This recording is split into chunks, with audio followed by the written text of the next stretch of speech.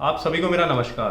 दोस्तों, IBPS PO clerk का आज रिजल्ट आ गया है और रिजल्ट आने के बाद सबसे पहले तो मैं सभी को बधाइयां देना चाहूँगा जिनका सिलेक्शन हुआ है। और जो सिलेक्शन नहीं ले पाए वो निराश ना हो, क्योंकि ये साल ऐसा है कि हो सकता है आपकी लाइफ में और अच्छी जॉब लिखी हो। क्योंकि अभी ईपीएफओ का नोटिफिकेशन आ गया है, एफसीए का रिजल्ट आना अभी बाकी है, एसएससी ने अपना एग्जाम कैलेंडर पहले ही रिलीज कर दिया है। तो अभी बहुत सारी अपॉर्चुनिटीज जो है वो हमें आने वाले टाइम में देखने को मिलेगी। सबसे पहले मैं आपको बताना चाहूंगा कि कुछ बच्चों के मेरे पास कमेंट आए सिलेक्शन लेने के बाद कि वो पूछना चाह रहे थे कि हमें एक्सटेंशन कैसे मिलता है।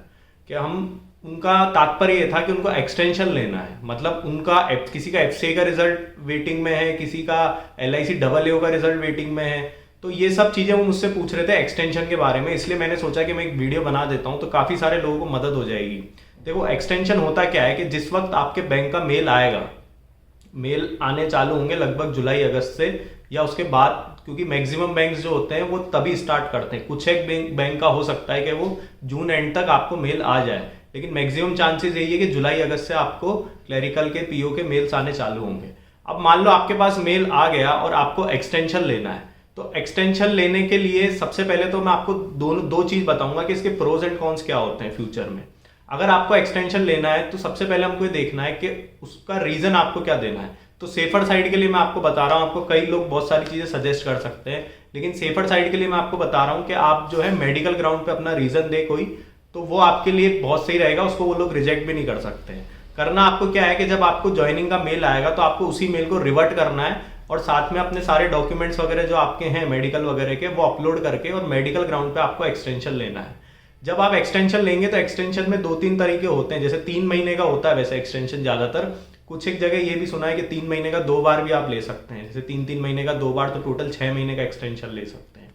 अब एक्सटेंशन लेने का नुकसान ये होता है कि अगर आप एक्सटेंशन लेने के बाद उसी डिपार्टमेंट में ज्वाइनिंग करोगे तो उसका एक नुकसान ये होता है कि आपकी जो सीनियरिटी होती है वो लूज होती है।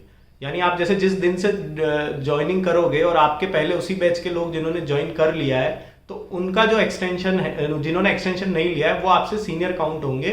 जब भी प्रमोशन वगैरह बाद में बहुत सारी चीजें होती तो उसमें उनको थोड़ा सा एज मिलता है। तो ये एक मैंने आपको नुकसान बता दिया, इसके अलावा ज्यादा कोई नुकसान नहीं है एक्सटेंशन लेने में। अब एक्सटेंशन लेने के कारण कई हो सकते हैं, जैसे किसी का रिजल्ट वेटेड हो सकता है। अब यहाँ पे कुछ एक लोगों ने मुझे पूछा कि सर हमें पोस्टिंग का पता पड़े उसके बाद हम एक्सटेंशन ले सकते हैं, तो ये गलती मत करना, क्योंकि बैंक्स जो होते हैं वो आपसे पहले ही फॉर्म भरा लेंगे वहां पे बॉन्ड का, और उसके बाद आखिरी में वो आपको पोस्टिंग का बताते हैं। मैक्सिमम बैंक यही करते हैं। और उसके बाद अगर आप एक्सटेंशन का बोलोगे तो वो फिर नहीं चलेगा वहां पे, क्योंकि आप बॉन्ड अमाउंट भर चुके हो और उसके बाद फिर आपको अगर बैंक छोड़ के जाते हो तो बॉन्ड आपको भरना ही पड़ेगा।